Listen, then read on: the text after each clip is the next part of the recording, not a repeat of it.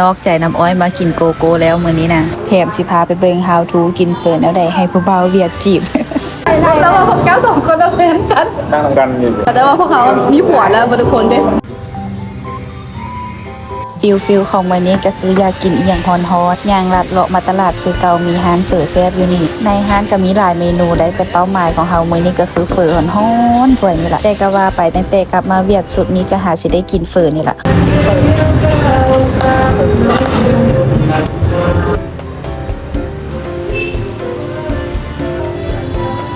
ปกติน้ำซุปกับเจ้ากันนัวแซ่บอยู่ละได้แต่ว่าเฮานี่นะติดปุ่มมันต้องได้ใส่ซอสขุ่นๆใส่บักเผ็ดแบบแซ่บๆสินะแต่ว่าบ่ได้มากินหานี้ครั้งแรกนี่บ่ฮู้ว่าบักเผ็ดเป็นเผ็ดฝนนะใส่เต็มบวงว่าซั่นมาสุดนี้เลยเข็ดใส่แต่ปลายบวงน้อยๆสัมพันธ์นึงก็เผ็ดแล้วได้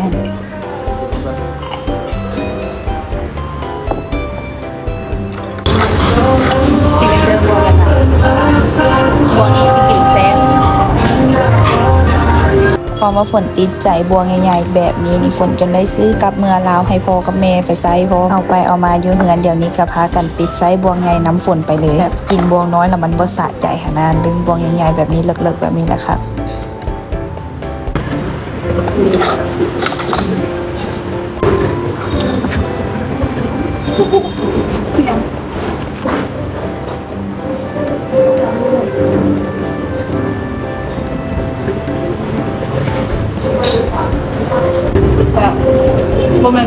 ว่ามันมีสำเร็จรูป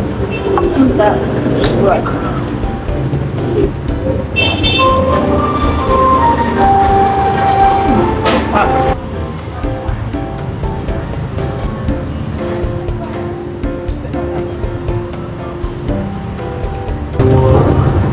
ซิกเนเจอร์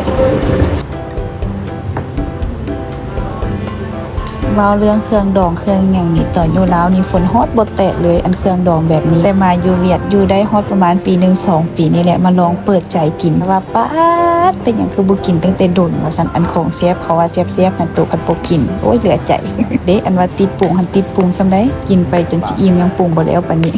ใจหันอยากได้น้ำปลาก็เอิ้นขอมีตู้เพิ่น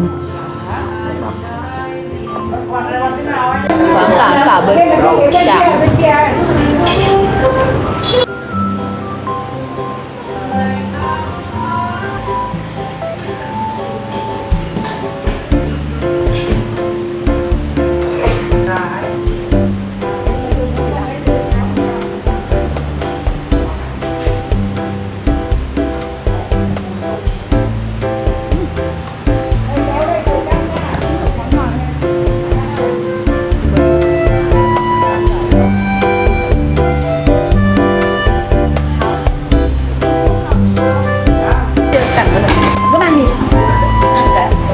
ตั้งแต่หน้าเอาเจ้ามาโดนละนะเพื่อนนั่นถูกใจข่อยแล้วขอไข่อันนี้นะเด้อวันนี้เราถ่ายเด้ออันนี้น่ากินข้าวดีเอ้ยวันนี้เราโสดเด้อดีเด้อโสดใหม่ๆหมาดๆเด้อพูดโดนแล้วเบาได้ข่อยได้ข่อยผู้เก่าได้กูเบื่อว่าเลยค่อยพอแต่ว่าโสดปุ๊บผู้บ่าวเวียดทางหลังนี่ก็จีบปั๊บโลดป่านเราฮู้ภาษาลาวคือเฮาโลดได้นางปุ๊บจีบปั๊บโลดแล้วข่อยมากินเปิดกันได้เหรอก็กินเปิดกันได้ผู้บ่าวเวียดเลิศเด้ออยานอันนี้นะกูมาสิเป็นชั่วโมงแล้วกินมึงน้องข่อยมันเห็ดบอลหานาทีหิวข้าวแล้ว